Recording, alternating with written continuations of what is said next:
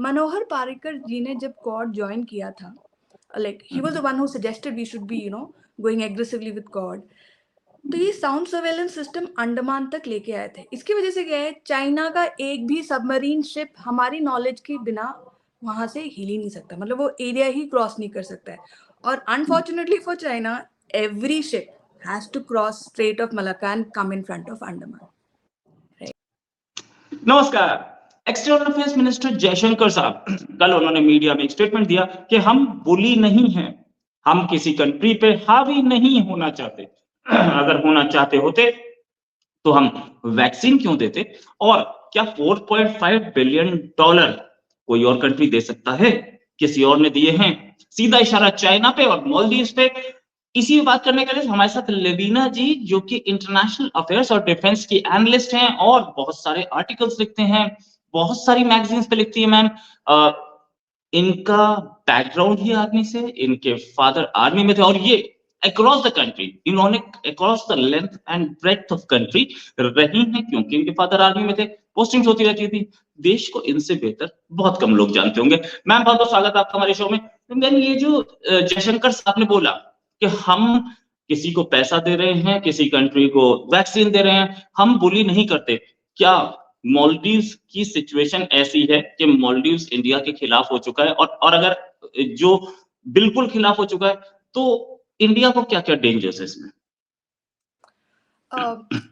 मेरे को नहीं लगता ज़्यादा लोगों को पता होगा कि पिछले साल एक ड्रग्स की कंसाइनमेंट पकड़ी थी, which was headed to Sri Lanka and Maldives, और ये था 25,000 करोड़ का.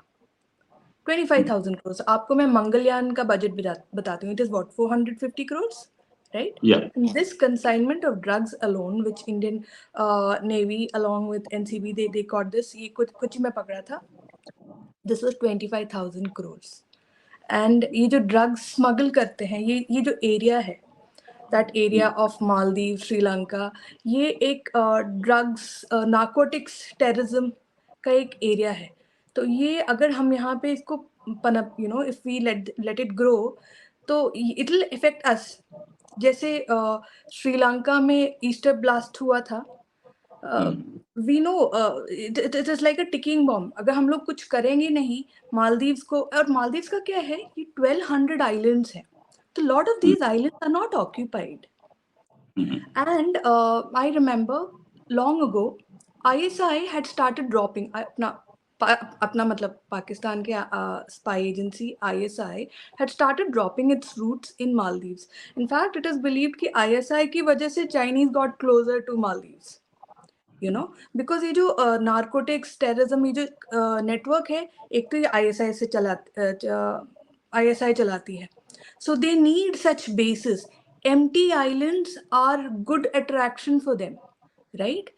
It is हम लोग एक तो मालदीव्स का जो सबसे ऊपर वाला आइलैंड है वो इंडिया से हार्डली 100 किलोमीटर दूर है,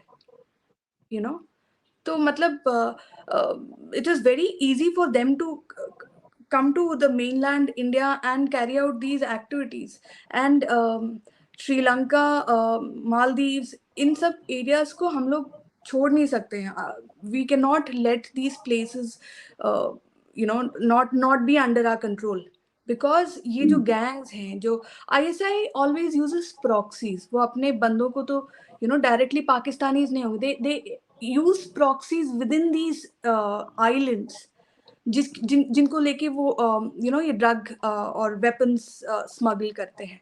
And wherever there is narco terrorism, slowly the bigger terrorism, the weapons and all that, वो network, same network, मतलब जो लोग drugs स्मगल करते हैं वही लोग बाद में वेपन्स भी स्मगल करते हैं. I hope I am articulating this well.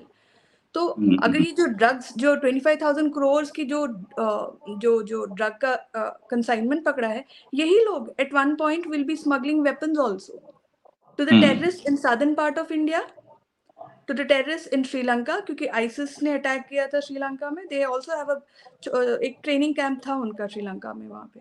We cannot let this continue like this.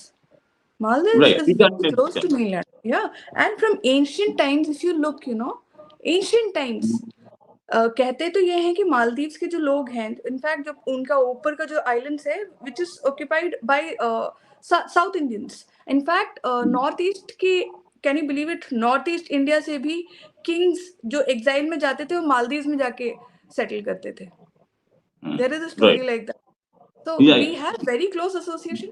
We cannot let it go out of our hand. या मैम एक चीज तो ये है कि मालदीव जो है वो सूरत हाल उसकी ये हो चुकी कि हम तो डूबेंगे.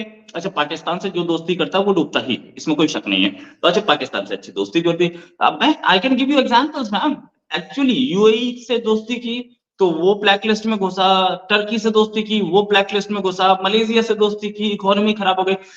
इतना it is a bad omen जिसको बोलते हैं ना, Pakistan is a bad omen. अपने पास कुछ नहीं है, बाकियों को भी डुबोता है. ये कितना क्या क्या मालदीव्स जा सकता है श्रीलंका में? क्योंकि चाइना कितना पैसा देगा सबको पता है. चाइना की खुद की इकोनॉमी डूब रही है, कहां से देगा? पाकिस्तान को पहले नहीं मिल रहा है पैसा. अच्छा, सबके सब यही सोचते हैं कि चाइना कमाएगा हमें दे देगा. क्या हम ये देख सकते हैं कि मालदीव्स के प्रेसिडेंट हाउस में भी लोग अंदर घुसे हुए स्विमिंग पूल में बात कर रहे हैं? कुछ ऐसी सिचुएशन आ सकती है? No, first of all, give credit where credit is due. China has deep pockets. It's a reality. It's a reality. It can influence. मतलब मैं ये नहीं बोलूँगी कि it cannot influence. But the problem is कि can Maldives go the Sri Lanka way? Just आज सुबह की बात है, मैंने रिपोर्ट किया था कि अदानी जी जो हैं उनके 3 प्रोजेक्ट श्रीलंका में हैं, और वो भी northern tip of Sri Lanka which is like 50 kilometres away from Indian mainland, Indian shores basically, Jaffna में, Mannar and Ponieren. Okay, these are the projects which were to actually go to China. Can you believe it? Indian shore से 50 kilometre दूर China की wind solar power project, wind power projects आने वाली थी, right? अब इन तीनों projects में Adani projects they have replaced the Chinese. So I would not say that Sri Lanka has completely gone out of hand, but at the same time, I'll go back to Easter bombings. It's a very important point in Sri Lanka's history. I'll come back to how I am connecting this to Maldives. क्या है कि जब वो Easter bombings हुई थी, ISIS ने उसका credit लिया था, लेकिन श्रीलंका में मुस्लिम पॉपुलेशन है नहीं, तो वो किसके लिए लड़ रहे थे, किसके लिए वो लोग ब्लास्ट कर रहे थे? So that it came to the knowledge of others later. इस बॉम्ब ब्लास्ट के बाद लोगों को पता चला कि आईसिस ने तो सिर्फ उसको एक्सेप्ट किया है, बट ये बॉम्बिंग्स किसी और की वजह से, टेररिस्ट आर बेसिकली मर्सनरीज, वो किसी और के लिए ये सब काम कर रहे होते हैं, राइट? तो श्रीलंका की इकोनॉमी को डुबोने के लिए वो टेररिस्ट अटैक्स हुए थे. क्या हुआ? Sri Lanka was a tourist based economy, blast हुए, टूरिस्ट आना कम हो गए, इकोनॉमी ऑलरेडी अच्छी हालत में नहीं थी, और जो वो ब्लास्ट हुए उसके बाद their economy sank. Will the same happen to Maldives? Very much a possibility, क्योंकि मैंने आपको पहले ही बोला जैसे आईएसआई की वहां पे प्रेजेंस है, लेकिन ये भी सच है कि जब सोले आए थे तो he started coordinating with India, and the Maldives president, the previous president, was very pro India, right? Moiso se pehle jo the wo, he was very pro India, and he was helping take out these ISI networks. So it is a constant pull and push कि कभी China जीत रहा है, कभी India जीत रहा है, but yes, अगर हमने थोड़ा भी गिवन कर दिया, it can go the Sri Lanka way. Right, it can go the Sri Lanka way. और ये एक बहुत बड़ा डेंजर होगा. इंडिया के पड़ोस में कोई भी कंट्री डिस्टेबलाइज होती है, बड़ा खतरा होता है इंडिया के लिए भी. ये बात मैं पाकिस्तान के लिए भी बोल रहा हूँ. अगर वो डिस्टेबलाइज हुआ तो डर ये है कि वहां पे भी तालिबान और अलकायदा बहुत पावरफुल हो सकते हैं, जिसका इम्पैक्ट इंडिया पे आ सकता है. बहुत सारे एनालिस्ट मेरे इस व्यू से कोई बहुत ज्यादा इत्तेफाक नहीं रखते, लेकिन सबकी अपनी एनालिसिस है, मेरी भी अपनी है. मैम एक क्वेश्चन और आपसे पूछना था. क्या स्टिंग ऑफ पर्ल्स जो बोला जाता है कि चाइना बना रहा है इंडिया के चारों ओर, क्या एक रियलिटी है? और अगर ये रियलिटी है तो इंडिया कितना उसे काउंटर कर पा रहा है? So string of pearls came into origin somewhere in early 2000s, जब यूएस के political scientist ने ये theory बनाई थी string of pearls. तो चाइना हैज अ प्रॉब्लम कि उसको मल्टीपल ट्रेड चौक पॉइंट जहां से, जैसे straight of Malacca which falls right Andaman के पास, जहां पे सबमरीन से लेके हर शिप को सबमरीन को भी ऊपर आना पड़ता है क्योंकि वो इतना बिजी एरिया है। Then another is strait of Hormuz. ये सब नैरो एरियाज है लेकिन यहाँ से बहुत ट्रेड होती है। रेड सी में आप देख लो, सुएज कनाल, ये सब ट्रेड चौक पॉइंट्स हैं, right? So to avoid these trade choke points, China did want to influence the countries here so that कि अगर जब भी चाइनीज शिप्स आती हैं तो उनकी प्रेजेंस बाकियों को डिटेक्ट भी होंगी, उसका पर्पस नहीं पता चले। ये था उनका idea. Basically the countries from that strait of Malacca to Horn of Africa, strait Al Mandeb, वहां तक उनका इन्फ्लुएंस होना था। This is a reality. But the thing is, India has also been countering them, right? India has a coastal surveillance system जिसमें तकरीबन 100 के ऊपर sensors हैं। ये 2 फेज में हुई है ये प्रोजेक्ट।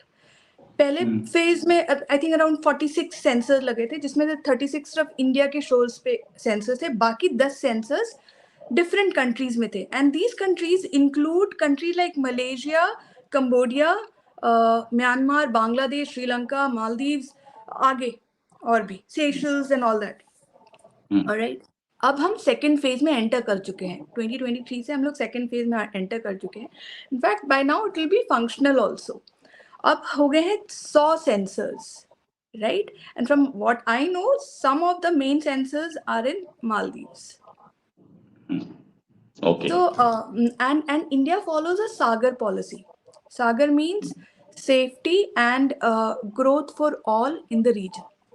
आपने सागर को हमारे जयशंकर, डॉक्टर जयशंकर को ये मेंशन करते हुए काफी बार बोला होगा कि सुना होगा कि सागर सागर सागर का फुल फॉर्म ये है CSS, this coastal surveillance system is a part of Sagar. और इसमें जो सेंसर्स बने हैं ये हमने कहीं और से खरीदे नहीं, ये DRDO ने ही बनाए हैं, which is the beauty of it कि सब हमने खुद बनाए हैं, हमने खुद लगाए। और and these sensors are super उनकी कैपेबिलिटी बहुत ही ज्यादा है, छोटे से छोटे बोट्स को भी डिटेक्ट कर सकते हैं। आप इमेजिन करें ऐसे सेंसर्स अगर इंडिया के चारों ओर लग गए तो क्या करें। इसके अलावा वो another thing is sound surveillance system, it is sauces.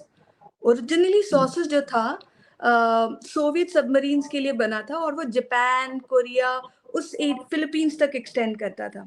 So when Quad came into existence, वही सॉसेस को बोला जाता है, it is there no confirmation because no country has confirm this, neither India nor America, कोई क्वाड कंट्री ने ये confirm नहीं किया है। लेकिन मनोहर पारिकर जी ने जब क्वाड ज्वाइन किया था, like he was the one who suggested we should be going aggressively with Quad, तो ये साउंड सर्वेलेंस सिस्टम अंडमान तक लेके आए थे। इसकी वजह से क्या है, चाइना का एक भी सबमरीन शिप हमारी नॉलेज के बिना वहां से हिल ही नहीं सकता, मतलब वो एरिया ही क्रॉस नहीं कर सकता है।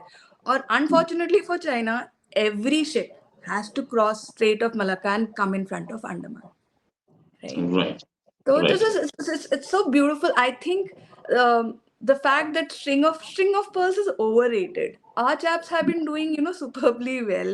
It's just that CSS के बारे में ज्यादा पता नहीं था because एक तो ये 2 phases में हुआ है, phase 1, phase 2.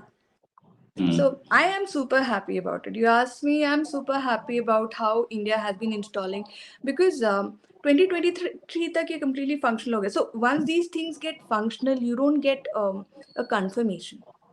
इसकी कंफर्मेशन आपको न्यूज में नहीं दिखेगी, बट ये एक्टिव हो जाते हैं। एंड या मालदीव्स में भी है ये sensors, so I am happy about it. So जिसे बोलते हैं आत्मनिर्भर भारत बहुत अच्छा काम कर रहा है। साथ में आत्मनिर्भर भारत तो अच्छा काम कर ही रहा है, साथ में एक चीज और जो हमें दिख रही है वो ये कि इंडिया एक इस लेवल पे आ चुका है कि अब हम लोगों को प्रॉब्लम नहीं आएगी जिस तरीके की हम लोगों ने पहले 1971 या 62 वॉर या 65 वॉर देखी थी। We are prepared for it and किसी की हिम्मत नहीं है कि वो इंडिया की ओर आंख उठा जाए। Thanks a lot Lavina ji for joining. उम्मीद है जल्दी एक डिस्कशन और करेंगे। बहुत अच्छा डिस्कशन था और बहुत डिटेल्ड था मैम, आपकी नॉलेज सुपर्ब है। Thanks a lot ma'am. उम्मीद है जल्दी एक डिस्कशन और करेंगे। अभी के लिए नमस्कार, धन्यवाद, जय हिंद। Good day.